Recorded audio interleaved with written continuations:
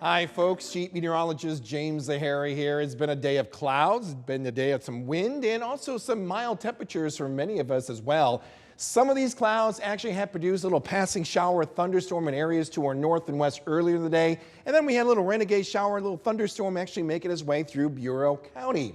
This is all part of that flow coming around south that is helping to warm up our numbers well in the 70s in some of our hometowns, 60s in places like around Clinton. The only exception has been right along Highway 20, where it still feels awfully cool around Dubuque at 46 degrees. So you look at the difference here, that's over a 30-degree difference that we're seeing across the area. And that's mainly part of a boundary, a warm front that is still tracking its way more to the north. So once that warm front moves on by, we'll expect those temperatures around Dubuque, Galena, even on Rockford to warm up nicely as well. Of course, we got this weather system here that is responsible for some of the active weather that we've been seeing in a few isolated areas, and we're not quite done yet. Cold front that's going to be pushing its way eastward will develop some more showers and thunderstorms. Some of those could be strong to severe, mainly west of the river, whereas that same boundary come tomorrow may impact areas along and east of the river with some scattered showers and thunderstorms.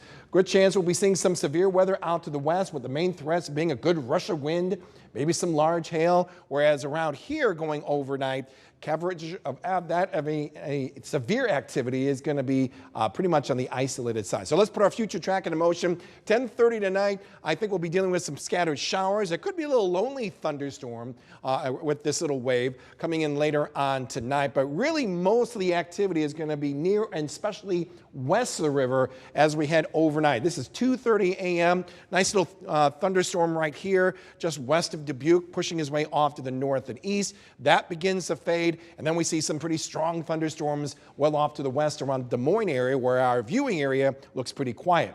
It's going to be pretty mild by 6 o'clock tomorrow morning, upper 50s, lower 60s for overnight lows. Now let's go ahead and track this wave that we see here and move the clock all the way to about 9 a.m. So this is going to be a very hefty line of showers and thunderstorms near the Quad Cities and points northward. That will be making its way off to the north and east, and then the cold front itself comes in about mid-afternoon to the early evening hours, and that will lead to maybe a broken line of some showers and thunderstorms as well, especially along and east of the river. Those are the storms that could produce maybe a good rush of wind and maybe some hail as well, but it's just a possibility, and a lot of that has to do with the timing and the level of instability that we expect to see by then. Before that front moves on through, though, temperatures will be warm for one more day, highs in the 70s along and east of the river, 60s the farther west. And then once that system moves on by, get ready for a pretty cool weekend, though we'll keep it dry before temperatures rebound in the next week.